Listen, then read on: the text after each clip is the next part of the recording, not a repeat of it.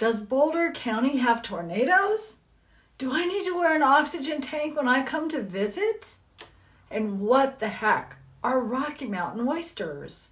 And what do you do when you encounter a big black bear in the middle of town?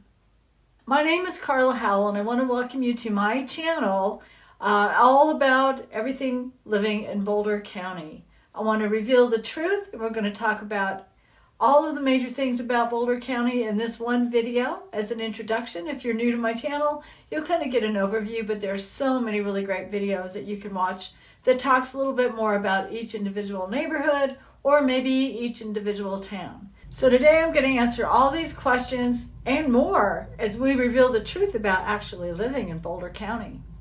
The county was named for Boulder City and Boulder Creek in Nevada, and it was named that because of the abundance of boulders in Boulder and in the Boulder Creek area here. Boulder County retains the same borders as it did in 1861, with 740 square miles, of which 726 of those are land and the rest is water. We are situated in the valley of the famous Colorado Rocky Mountains, right at the foot of the mountains. This brings a lot of visitors and a lot of relocators too. Actually, the weather in Colorado lacks humidity, and its beautiful outdoor surrounding peaks over 13,000 feet provides a playground of the most undeniable beauty, and it's in our own backyard. But if you're coming here for the first time from a lower altitude, you better beware that Boulder County sits at 5,000 feet above sea level and even higher up in the mountains. No, you don't need an oxygen tank, but as a newcomer who's not acclimated to this altitude, you could experience headaches, flu-like symptoms, and tiredness. So it would benefit you if you could just take a few days and try to acclimate, maybe go out to some of our really great restaurants and drink a few brews before you head out to do some major physical activity like biking, hiking, and skiing. So don't do that right off the bat. Give yourself some time. You would be surprised how many times I get asked if there's tornadoes here in Boulder County.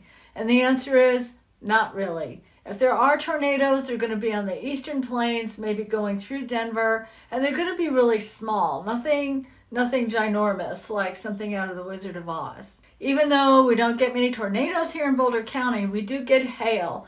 And those clouds you can tell from a long distance away because they look green. They kind of have this green color. So be prepared to have some really good car insurance and homeowners insurance because yes, we do get hail, but not so many tornadoes. If the tornadoes do end up in the plains, they typically go to the eastern Colorado or southeastern Colorado, around Lamar, which is in the southeast corner of Colorado. And this is where they actually gain momentum. They look something like the Wizard of Oz, and they travel into Nebraska, Kansas, and Oklahoma, which we call Tornado Alley, and that's Tornado Alley for a reason. I bet you're curious about how could Boulder County supply oysters? What the heck are Rocky Mountain oysters? What does that mean?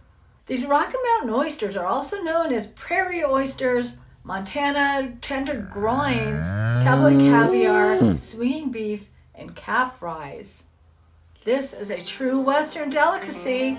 They are part of that little bull that is removed at youth so that it can be more tractable, grow meatier, and have less masculinity. When these calves are branded, that little special part is cut off and thrown in a bucket of water. Then they are peeled, washed, rolled in flour and pepper, and pan-fried. They're considered to be quite the delicacy like other organ meats. Rocky Mountain oysters may be cooked in a variety of ways.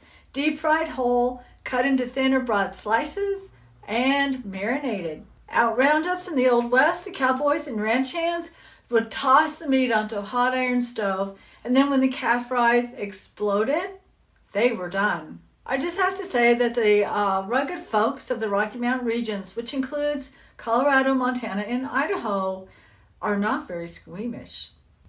So today, Rocky Mountain Oyster Festivals still exist, and they're held every spring and fall in Montana. But these festivals, they can be very, very rowdy, so it's probably best not to bring your children.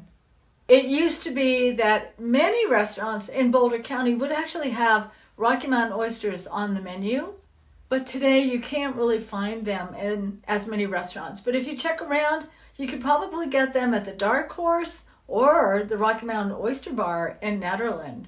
Maybe you'll get a chance to try these little delicacies, and really, I've had them before. They kind of have a mellow flavor and a consistency like calamari, and they usually come with a really tasty sauce. So really, it's not bad. It's pretty good actually, compared to something like beef tongue. Have you ever had beef tongue? Oh my God, it's gross.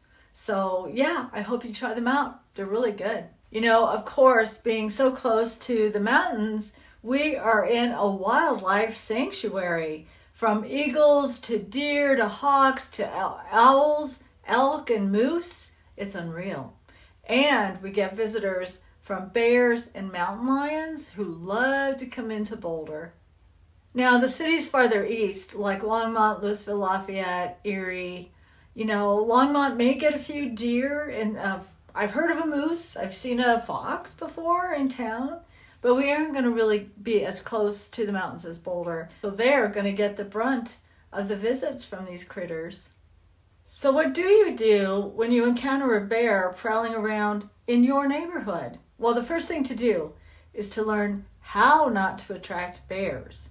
Bears love your trash can, they love your food smells, and if you have a pack of gum in your car with the windows rolled up, they can smell it. They have quite the sniffer.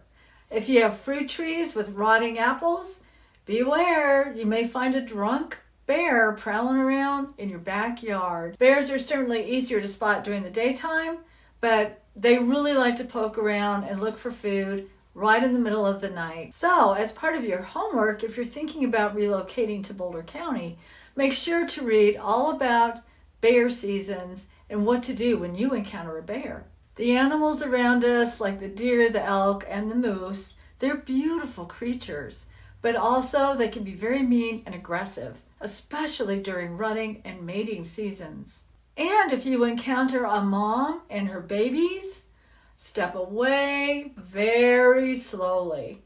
Even though these animals are really so beautiful, they can be very aggressive as well, so pay attention. Okay, let's pull up the Boulder County map a little bit so you can kind of get your bearings.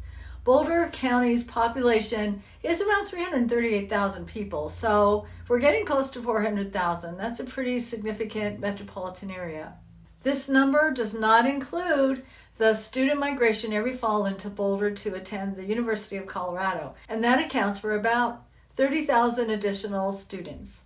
Boulder County is located just 45 minutes northwest of Denver and an hour to the airport, and is close to two major highways, I-25 and Highway 287, to get you all the way across the state in 2 to 3 hours from Wyoming all the way to New Mexico. The other communities in Boulder County are much smaller than Longmont and Boulder. That would be Niwot, Gun Barrel, Louisville, Lafayette, Erie, and Superior. With quaint, charming old downtown areas full of year-round festivals, food, brews, and entertainment.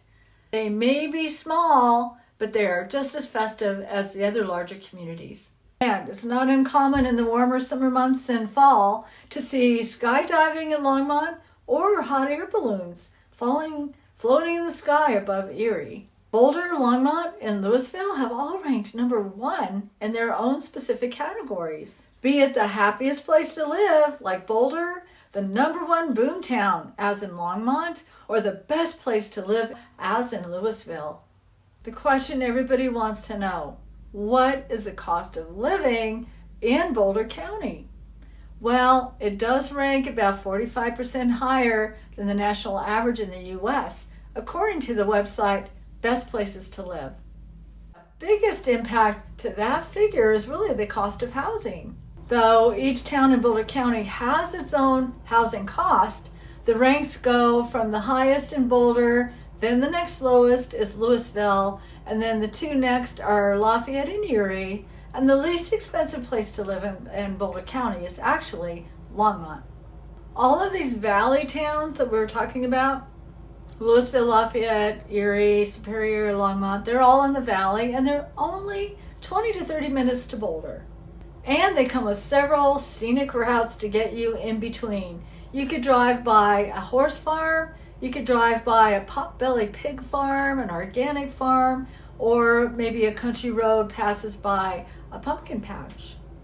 This area is packed with stories, so many stories of the past, and the West and the Wild West and cowboys and the gold rush. The Rocky Mountains had a gold rush back in the 1800s. So on a lot of my videos, I will touch on some of the history because it is what made Boulder County what it is today. So I think it's important to understand maybe a little bit of history of each of the little towns in Boulder County. Boulder County in general is very, very proud of its history and loves to maintain its charming historic downtown areas. Don't be surprised to hear from the locals which buildings, these historical buildings, are haunted. There is even a local guide that you can find on the internet that will tell you which buildings are haunted. The cost of living is 41% higher than the U.S. national average. Do you think relocating to Boulder is worth the price? I'd love to hear your comments below. Really, more and more people are moving to our area in Boulder County, as well as many other regions of the Rocky Mountain areas to enjoy the great outdoors. There's hiking and biking, and we have almost 300 days of sunshine, even in the winter after a snowstorm. That's a lot of days of sunshine. The University of Colorado has played a really big role in our history and our character for being a town for technology and science and the arts. The university has attracted a lot of talent, and when the talent gets here, the talent doesn't leave. So they usually get employed or picked up by some of these bigger technology companies, and they end up staying. So the University of Colorado continues to bring talent into Boulder County, not just from around the country, but now from around the world. If you come here, you just become inspired, and that could show itself as an artist. Maybe you want to paint, maybe you want to write a book, maybe you want to create a technology company. I would say that there's something about the air in Boulder County that makes you just want to create whatever you could possibly dream of. I hope you enjoyed learning a little bit or a high-level overview about what Boulder County is all about. Just enjoy my channel. And make sure you look in the comments below for a list of a lot of other videos that you might want to watch. And I'll see you on the next one.